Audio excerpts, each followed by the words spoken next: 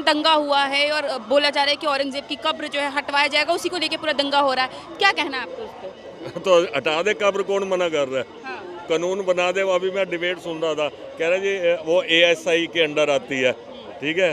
ASI जिनको नहीं पता, आर्टिकल वो होते हैं क्या, पुरातत्व आर्टिकल विभाग जो होता है, अच्छा, उसके अंडर आती है। तो वो सेंट्रल गवर्नमेंट के अंडर आती है, under the cultural ministry government of India. तो उसमें रूल बना दे, हटा दें। किसी को क्या है, औरंगजेब किसका क्या चाचा मामा लगता है? शिवसेना वाले तो कहते हैं कि ये यहाँ रहनी चाहिए ताकि हम ये दिखा दें कि ये हमारे शिवाजी से लड़ने आया था, हमने सारे को यहाँ दफना दिया। लोगों को दिखाएंगे कि हमने इसको दफनाया, ये हमारे शिवाजी का मुकाबला नहीं कर सका। तो मतलब वो उसने कह रहे हैं, और ये हिंदू मुसलमान करने के लिए ये कह रहे हटा दो। अच्छा, हटा दो, सारे लाल किला भी हटा दो, हमें क्या करना है?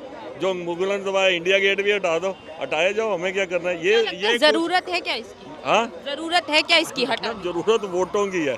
और अभी तो एक डिबेट में कह रहा था कि पहले फडणवीस जो है इनका CM ऑफ महाराष्ट्र, उसकी ये लैंग्वेज नहीं थी, क्योंकि अब मोदी के बाद कौन आएगा, वो योगी और वो कह रहा है आपस में कंपटीशन कर रहे हैं कि हमारे से ज़्यादा हिंदू बड़ा कौन बनेगा। तो उनकी ये पॉलिटिकल लड़ाई में ये हो रहे हैं। अच्छा, तो अपने आप को बड़ा हिंदू दिखाने के लिए ये व्यूज़ हैं। और कोई कह रहा है कि अडानी का वो धारवी में जो इसकी जगह मिली थी, राहुल गांधी यहाँ पहुँच गया था, तो उसको घुमाने के लिए पहले औरंगजेब, इसलिए वो चक्कर कर रहे हैं। असली कहानी इनकी ना हिंदुओं, अच्छा हिंदुओं से अगर लेना होता है, हिंदुओं की पार्टी है, ये कह रहे हैं मुसलमान तो पढ़े लिखे नहीं हैं, पेंचर वाले हैं, मान लिया पेंचर वाले हैं, तो 30 लाख वैकेंसी पड़ी है हिंदुओं, उसमें हिंदुओं को भर्ती कर दो। उसमें शेड्यूल कास्ट भी आएंगे, शेड्यूल ट्राइब भी आएंगे, OBC भी आएंगे, और ऑर्डिनरी मतलब सारे ही आ जाएंगे। तो कर दो। इनका मकसद सिर्फ हिंदू मुसलमान करके अपनी गद्दी और वो करना है। कोई चक्कर नहीं। हटाना तो हटा दो, औरंगजेब की कौन कह रहा रखो।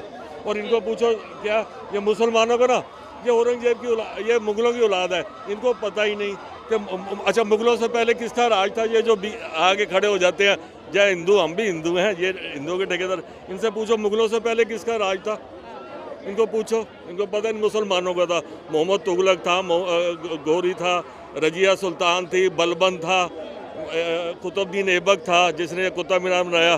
तो उनकी बुराई नहीं करते, क्यों? वो एक तो उनको पता नहीं, वर्षोप यूनिवर्सिटी से इतना आया इसके, या तो फिर को वो मुसलमान अच्छे थे, ठीक है। अब अच्छा कम से कम ये अच्छा हुआ कि बाबर के बाद ये अब औरंगजेब पे आ गए।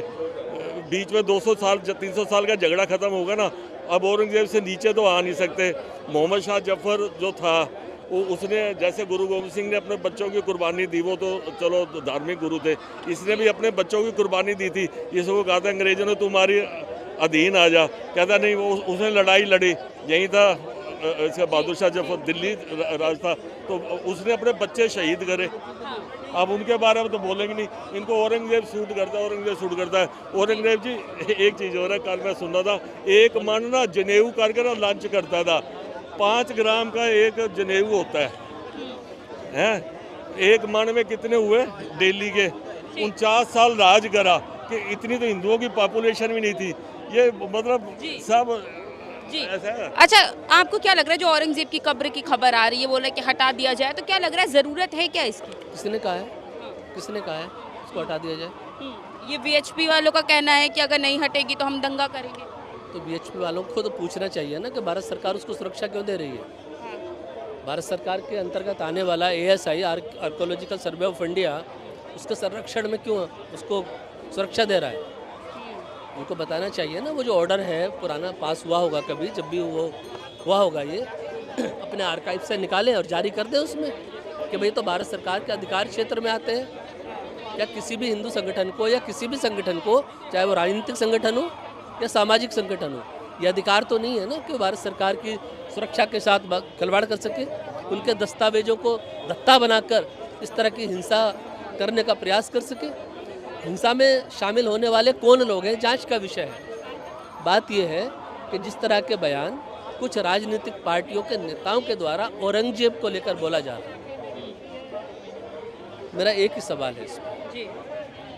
कुछ नेताओं के बयान मैंने भी सुने, संसद में भी बोला गया, लोकसभा के अंदर भी शायद डिबेट नहीं हुई, लेकिन आजकल विधानसभाओं में कई मैंने देखा इस चीज़ को कि भाई औरंगजेब बड़ा क्रूर शासक था, ये बताया गया।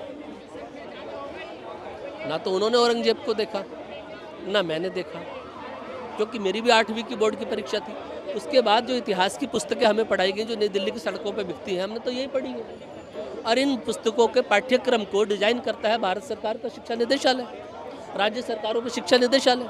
तो या तो ये इतिहास गलत है, अगर ये इतिहास गलत है तो भारत सरकार के आर्काइव के अंदर जो ओरिजिनल इतिहास है उसको भारत सरकार जारी करे।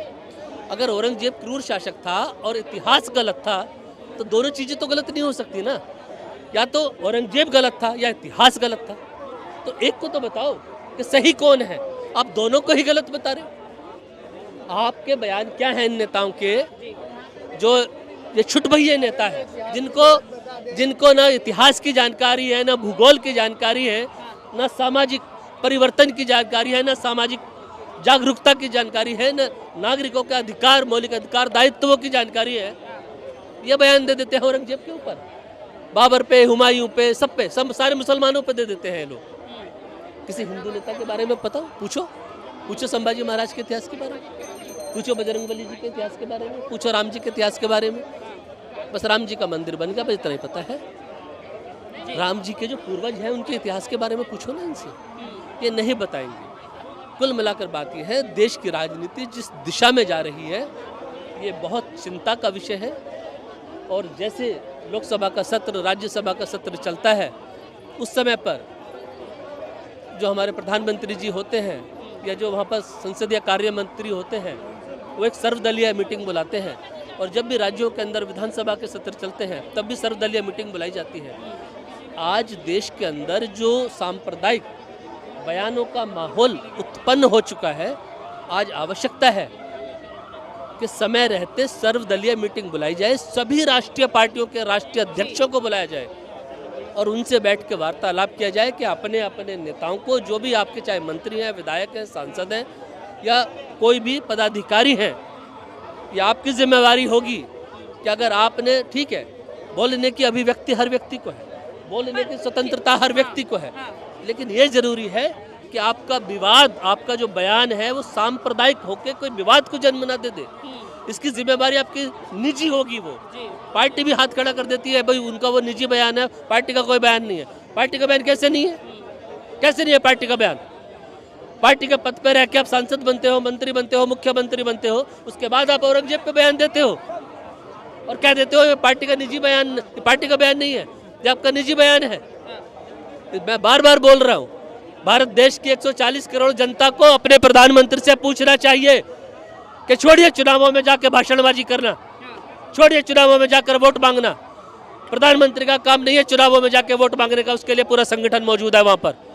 आप देश के अंदर ऐसी चिंताओं पर अवलोकन करें उनका, जो देश के अंदर माहौल खराब कर रही है ऐसे बयान नेताओं के, उनसे बुलाकर पूछा जाइए, पुलिस कार्यवाही करेगी। अरे दंगा किसने किया, आग किसने लगाई, पत्थर किसने फेंका, पुलिस तो उठा लेती है 150 लोगों को, नामजद उनके नामजद कर देती है। ठीक है, किसी का नाम पता नहीं होता है, लापता लोग हैं, अनजान लोग हैं, बाद में जस्टिफाई करेंगे। ये कानून चलेगा क्या? संविधान में लिखा है क्या? कानून के अंदर स्पष्ट लिखा है जिसने अपराध किया है वो उसी को दोष सिद्ध होना चाहिए, उसी की जांच होनी चाहिए। क्या लगता है, आपका क्या विचार है इस पे जो बोला जा रहा है औरंगजेब की जो कब्र है हटा देनी चाहिए? बिल्कुल हटा देनी चाहिए। ये जो आक्रांत थे, जो बाहर से आए हुए थे, उन्होंने हमारे देश के जो शासक है संभाजी, उनके ऊपर अत्याचार किए और जो हमारे जो मंदिर हैं उनको तोड़ा है ना। तो हमारे देश पे जो आक्रांता आए, उनकी अगर कब्र हमारे देश में है तो वो कह रहे हैं कि बाहर से आए हुए हैं, बाहर ही भेज दो भाई, जहाँ से आए हैं वहीं भेज दो। तो उसमें दिक्कत क्या है? उनको भारत की सरजमीन पे रहना क्यों है? और उसके सपोर्ट में एक कम्युनिटी खड़ी हुई है, वो किस लिए खड़ी हुई है? कम से कम आप भारत के हो, भारत के इतिहास को जानो और उसके फेवर में रह करके काम करने चाहिए। अब आप बताइए कि जो विश्व हिंदू परिषद और बजरंग दल ने उनके नागपुर में जो एक प्रदर्शन किया, उसमें प्रदर्शन कर दिया, प्रदर्शन आराम से हुआ है, कोई दिक्कत नहीं है। मगर एक उसके सपोर्ट में एक कम्युनिटी आती है, पथराव करती है। भाई साहब कह रहे हैं कि जो हो दंगाई है, अरे भैया दंगाइयों को ढूंढ के निकाला जाएगा, उस पर कार्रवाई की जाएगी और मेरे हिसाब से होनी भी चाहिए। 313 साल बाद क्यों याद आ रहा है कि उनकी कब्र हटाना चाहिए? मुझे एक बात हो, एक प्रदर्शन यहाँ पे दिल्ली में जंतर मंतर पर भी हुआ है, वहाँ पे अगर पत्थरबाजी हो जाती, आप बताओ हो जाती तो क्या होता? फिर क्या कहते हैं, देखो जी वहाँ भी हम मर रहे हैं, यहाँ भी हम मर रहे हैं। वहाँ मार के मर रहे हो, यहाँ मर के भी मर नहीं पा रहे हो आप। अरे भैया, ये तो वहाँ की सरकार की नाकामी हुई ना। वहाँ की सरकार नहीं, सरकार एक ही है, भारत की सरकार है। भारत की सरकार जो करेगी वो बहुत बढ़िया। महाराष्ट्र में हुआ है ऐसा, तो उनके जो मुख्यमंत्री हैं वो कह रहे हैं ये पहले से प्री प्लान था, तो मुख्यमंत्री को पता था, उसके बाद बावजूद भी ऐसी घटना हो। मैडम एक बात तो क्वेश्चन तो मैं आपके ऊपर भी डालूंगा। बंगाल के अंदर भी एक दंगा हुआ है, होली के अंदर दंगा हुआ है, मंदिर तोड़ा गया है, उस पर तो नहीं पूछा आपने कभी। मगर आप देखो, पर मोदी जी ये बोलते हैं ना कि दंगा नहीं होता। क्यों करती है एक ही कम्युनिटी बार बार अटैक क्यों करती है, मेरा ये क्वेश्चन है। एक ही कम्युनिटी बार बार अटैक क्यों करती है? हिंदुओं को होली के अंदर एक मंदिर पे आक्रमण करके और उसको ध्वस्त कर दिया गया। बंगाल के अंदर वहाँ तो क्वेश्चन नहीं करा। नागपुर में किसने दंगा करा है सबको पता है। एक कम्युनिटी आई, इकट्ठी हुई, पथराव करा, किस पे किया? पुलिस बल पर।